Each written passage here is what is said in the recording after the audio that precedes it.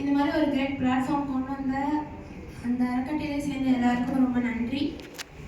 இங்கே வந்து நல்லா வெற்றி பெற்ற அனைவருக்கும் வாழ்த்துக்கள். நான் எடுத்த டாபிக் வந்து சமூக முன்னேற்றம்.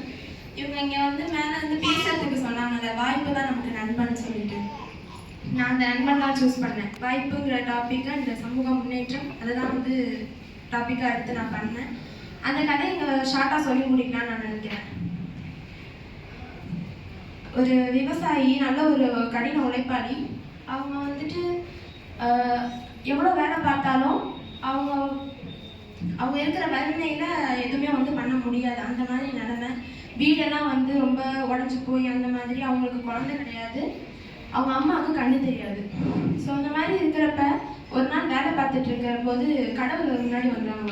முன்னாடி வந்துட்டு நீ ரொம்ப கடினமாக உழைக்கிற, இருந்தாலும் ஆனால் உனக்கு எதுவுமே கிடைக்கலையே, நான் ஏதாவது உனக்கு உதவி செய்யணும்னு நினைக்கிறேன், ஆனால் நீ என்கிட்ட ஒரே ஒரு வரம் தான் கேட்கலாம் அப்படின்னு சொன்னாங்க.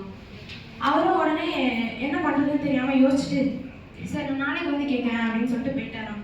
வீட்டுக்கு போயிட்டு அவங்க குடும்பத்தில் எல்லாரும் உட்கார வச்சு இந்த மாதிரி கடவுள் வந்துட்டு கேட்டாங்க, என்ன கேட்டாங்க. அப்போ அவங்க ஒய்ஃப் வந்துட்டு, நமக்கு வந்து குழந்தையே கிடையாது, நான் குழந்தை கேட்கணுன்னாங்க. அவங்க அம்மா வந்து எனக்கு கண்ணு தெரியாது இல்லைப்பா, அதனால எனக்கு கண்ணு வேணும்னு கேளு அப்படின்னு சொன்னாங்க.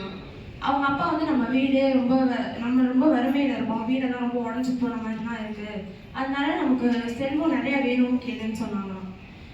இவருக்கு என்ன பண்ணுறதுன்னு தெரியாமல் 3 பேரும் 3 விதமாக கேள்வி கேட்குறாங்க.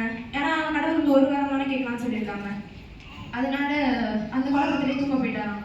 அடுத்த நாள் காலையில் வேலைக்கு போகிறப்ப மறுபடியும் கடவுள் அவர் முன்னாடி தோன்றி, நான் கேட்டேனே என்ன யோசிச்சியா அப்படின்னு சொல்லி கேட்குறப்ப இவர் வந்து யோசிச்சேன் அப்படின்னு சொல்லிட்டு ஒரே ஒரு வாரம் தான் 3 பேர் ஆசையை, அவங்க குடும்பத்தோட மொத்த எல்லாரோட ஆசையும் நிறைவேற்றுற மாதிரி ஒரு வாரம் கேட்டாராம். ரொம்ப சிம்பிள். என்னோட மகன் தங்க தொட்டியில் ஆடுறத எங்கள் அம்மா எங்கள் வீட்டோட 3வது மாடியிலிருந்து பார்க்கணும் அப்படின்னு சொன்னாங்க.